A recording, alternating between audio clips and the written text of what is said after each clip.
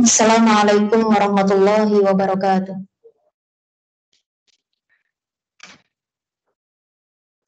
Innal hamdalillah nahmaduhu wa nasta'inu wa nastaghfiruh wa na'udzu billahi min shururi anfusina wa min sayyiati a'malina may yahdihillahu fala mudhillalah wa may yudlilhu fala hadiyalah. Asyhadu an la ilaha illallah wa asyhadu anna Muhammadar Rasulullah. Allahumma salli wa sallim ala nabiyyina Muhammad wa ala alihi wa ashabihi wa man tabi'ahum bi ihsanin ila yaumiddin, amma ba'du. Qala Allah ta'ala fil Qur'anil Karim, a'udzu billahi minasyaitonir rajim.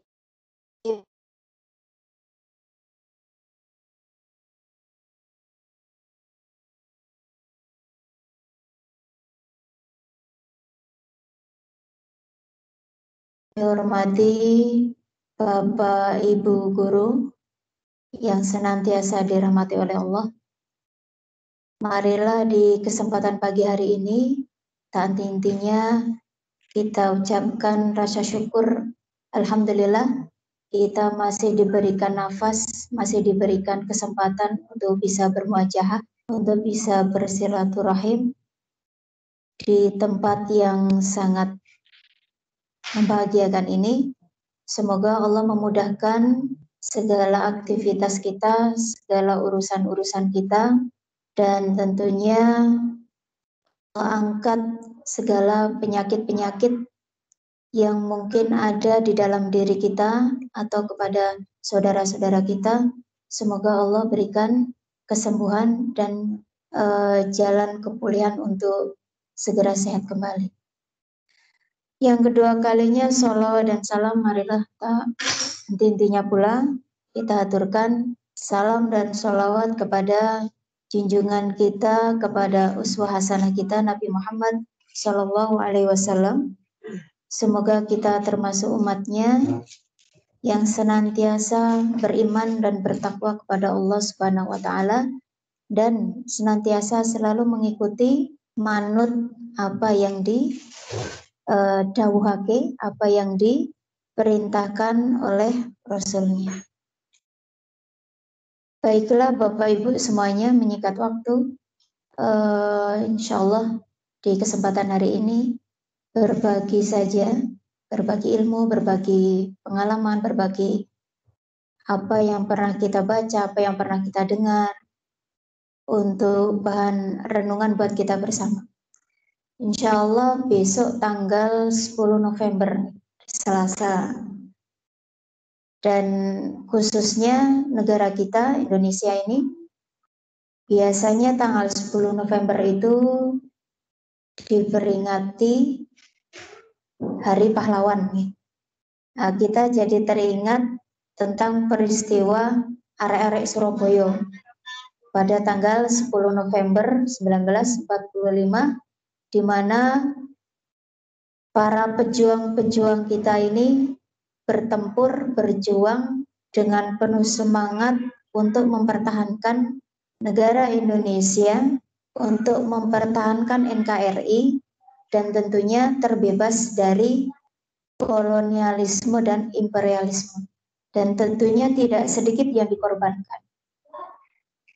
Maka di kesempatan hari ini, alhamdulillah kita bisa memasuki bulan November, dan semoga Allah masih berikan kesempatan buat kita untuk bisa memperingati sekaligus merenungkan setelah para pahlawan ini berusaha untuk berjuang meraih kemerdekaan, maka giliran kita tentunya di era milenial seperti ini yang begitu canggihnya teknologi, tentunya banyak permasalahan, banyak tantangan yang harus kita hadapi, maka kita tidak bisa terlepas dari yang namanya figur bagaimana kita bisa mengikuti atau menapak tilas jasa para pahlawan kita tentunya. Ada hal-hal yang bisa kita ambil keteladanannya tentunya dalam mempertahankan kemerdekaan Indonesia pada saat sekarang ini. apalagi di masa-masa pandemik sekarang ini, banyak harapan agar generasi milenial khususnya, kita dan anak-anak kita ini mampu menghadapi segala tantangan di era sekarang. Maka berbicara tentang bangsa yang besar, tentunya kita tidak lepas dari yang namanya figur pahlawan. Jadi pahlawan itu dikenang karena jasanya, karena kontribusinya, dan tentunya sepak terjangnya dalam mempertahankan sehingga beliau ini banyak dikenal, dikenang, kan bisa kita jadikan sebagai keteladanan. Maka pada kesempatan hari ini, mari saya mengajak diri saya pribadi dan kita semuanya, bagaimana kita menghadapi era sekarang ini yang tentunya banyak hal, tantangan yang harus kita hadapi. Sehingga di generasi sekarang ini atau di zaman sekarang ini, kita membutuhkan pahlawan-pahlawan yang bisa kita jadikan panutan, ataupun bagaimana kita bisa menciptakan atau menjadikan generasi-generasi sekarang ini menjadi generasi yang betul-betul memiliki keteladanan yang kita cari. Sehingga generasi-generasi sekarang ini, generasi milenial tentunya, karena memang pada zaman sekarang ini kita dituntut untuk bisa menguasai teknologi gitu ya. Kemudian bisa menghadapi tantangan-tantangan yang ada di zaman sekarang ini, tentunya banyak problematika yang kita hadapi. Apalagi tantangan yang sangat mencolok di era sekarang ini adalah adanya bencana non alam ya, diantaranya adalah COVID-19 yang sekarang merebak kemana-mana, bahkan di Wonosobo saja terus meningkat. Nah, tentunya kita ada kewaspadaan untuk bisa menghadapi hal-hal semacam itu. Maka apa yang harus kita lakukan? Tentunya agar di era sekarang ini kita mampu menghadapi tantangan ya di zaman sekarang ini, sehingga kita mampu menjadi pahlawan-pahlawan atau anak-anak kita ini bisa menjadi pahlawan-pahlawan yang nantinya betul-betul memberikan kontribusi yang luar biasa untuk kelangsungan hidup gitu ya. Jadi banyak hal, mungkin di sisi ekonomi, mungkin di sisi teknologi, di sisi religi, pendidikan dan lain sebagainya. Tentunya kita sangat membutuhkan orang-orang yang sangat kompeten, orang-orang yang sangat mendukung akan hal-hal yang bisa menjadi solusi dari permasalahan yang kita hadapi di era sekarang ini. Maka untuk membentuk jati diri sebagai pahlawan yang kita inginkan di era sekarang, tentunya kita bisa menciptakan atau membentuk karakter, membentuk jati diri, bagaimana kita bisa meniru sepak terjang para pahlawan agar bisa kita terapkan di era sekarang. Di antaranya adalah mau bersungguh-sungguh untuk belajar.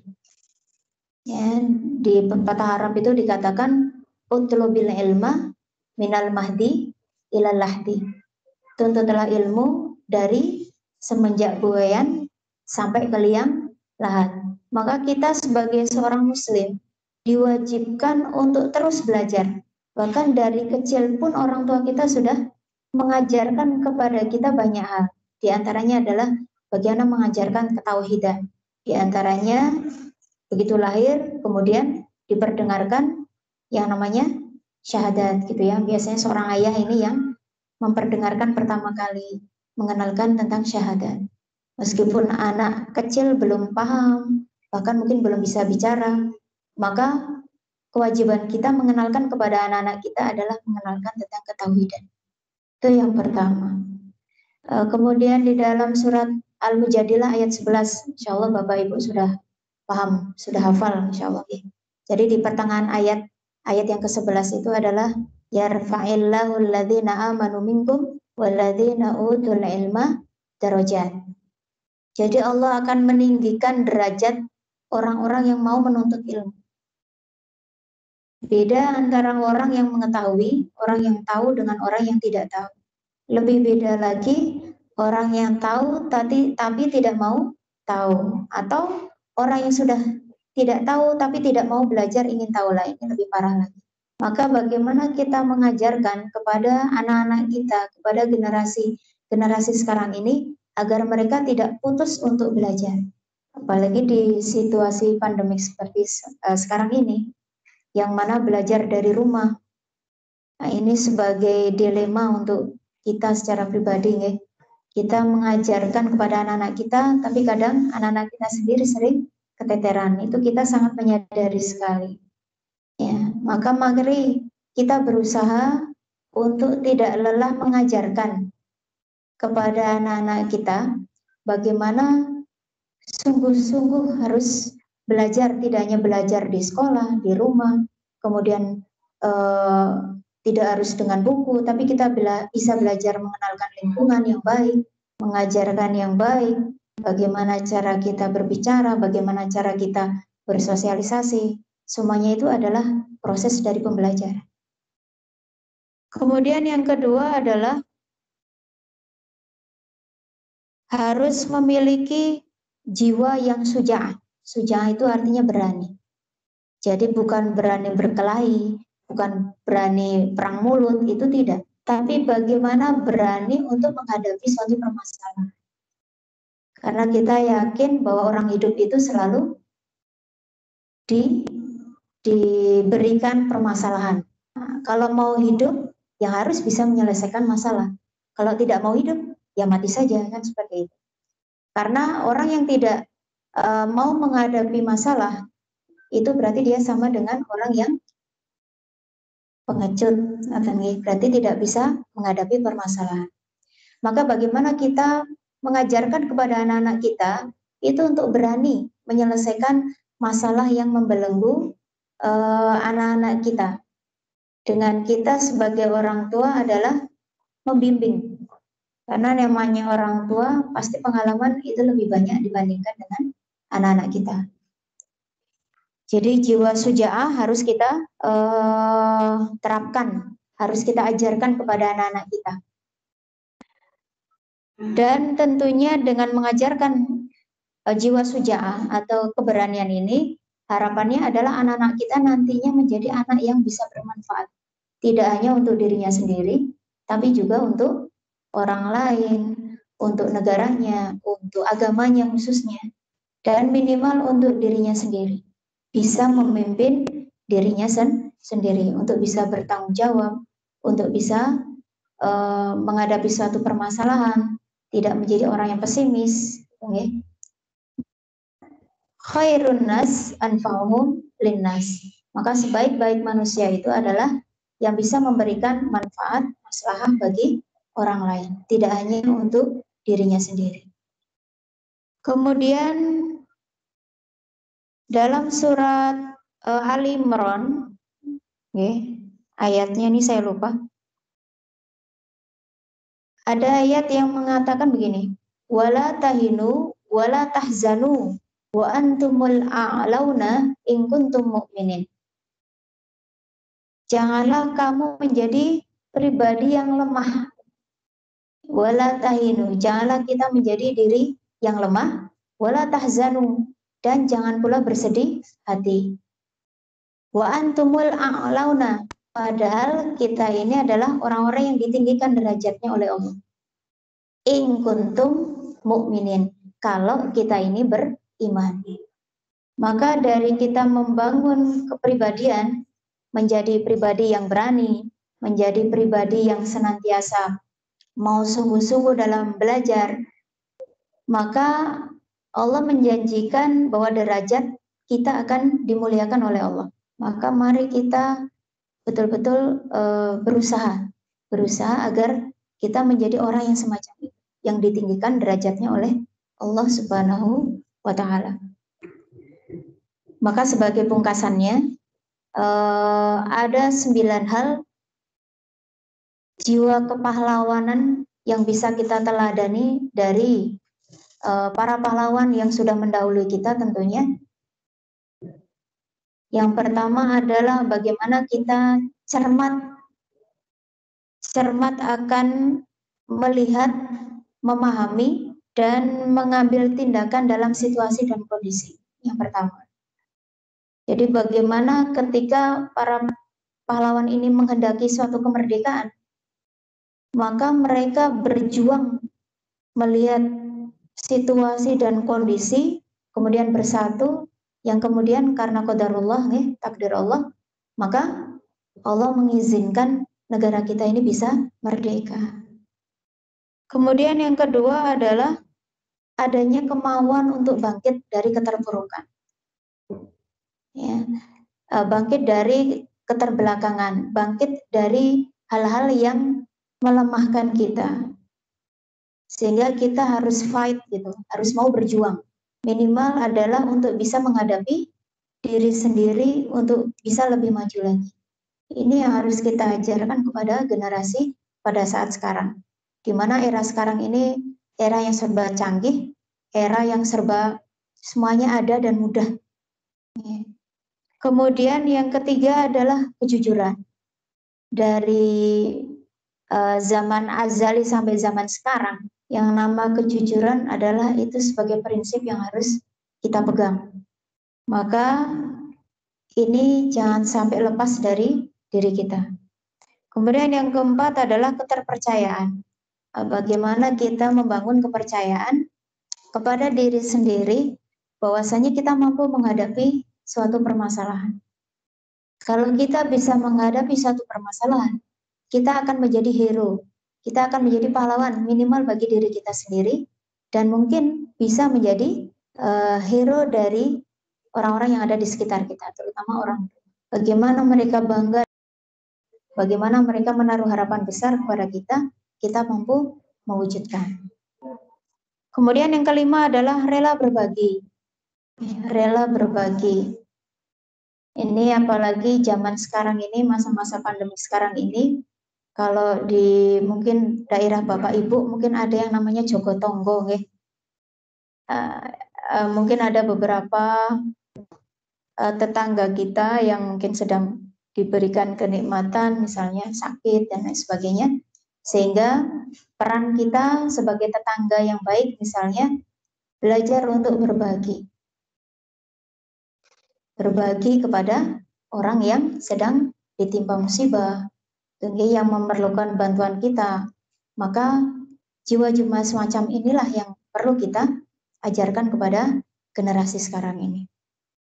Kemudian yang keenam adalah kecerdasan. Cerdas dalam bersikap, cerdas dalam berbuat, cerdas dalam menyelesaikan permasalahan. Kemudian yang ketujuh adalah tadi keberanian, masuk.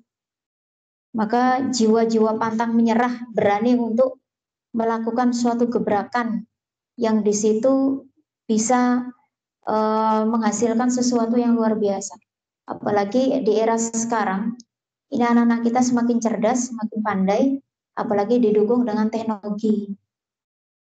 Ya, jadi menghasilkan tidak hanya penghasilan, tapi mungkin hal-hal yang lain, sehingga kita bisa dikenal, kita bisa dikenang oleh orang, gitu ya, karena hal-hal yang manfaat. Itu harapannya seperti itu. Kemudian yang kedelapan adalah pantang menyerah, dan yang kesembilan adalah keyakinan untuk memperjuangkan kebenaran. Ya, keyakinan untuk memperjuangkan kebenaran. Keyakinan yang semacam ini tentunya kita harus mampu dan kita harus mau untuk berjuang gitu ya, sehingga hal-hal semacam ini bisa kita jadikan landasan untuk kita memiliki jiwa-jiwa semacam itu. Apalagi sekarang ada boikotan gitu ya, ada hal-hal yang viral sekarang ini adalah berita-berita tentang pemboikotan produk-produk Yahudi, produk-produk Prancis yang memang mereka ini sangat mendominasi perekonomian dunia, yang mana alih-alihnya adalah mereka ingin menghancurkan agama Islam. Maka kita memang harus ambil sikap, ya kita berusaha pelan-pelan gitu ya. Tentunya untuk kita menjaga agama kita, negara kita agar tidak terjajah kembali. Dan yang terakhir, marilah kita bersama-sama saling menjaga NKRI kita dengan segenap jiwa dan raga kita, sehingga keutuhan NKRI ini bisa terselamatkan. Dan tentunya bagaimana cara kita menghadapi berita-berita yang tidak sesuai, kemudian ujaran-ujaran kebencian yang itu bisa menimbulkan sara, yang ini justru malah bisa menghancurkan keutuhan dari persatuan negara kita, maka kita harus hindari. Dan lebih penting lagi adalah bagaimana kita menjaga agama kita, menjaga keutuhan agama kita dan kesatuan agama kita, sehingga khususnya agama Islam ini tetap jaya sampai kapanpun. Itu saja barangkali Bapak Ibu, mohon maaf karena sebetulnya hari ini yang mengisi adalah beliau Bapak Zulfan. Kita doakan semoga beliau segera pulih dan bisa bergabung dengan kita. Usikum wa nafsi bitaqwallah, astagfirullahaladzim wa lakum. Mohon maaf atas segala kekurangannya. Assalamualaikum warahmatullahi wabarakatuh.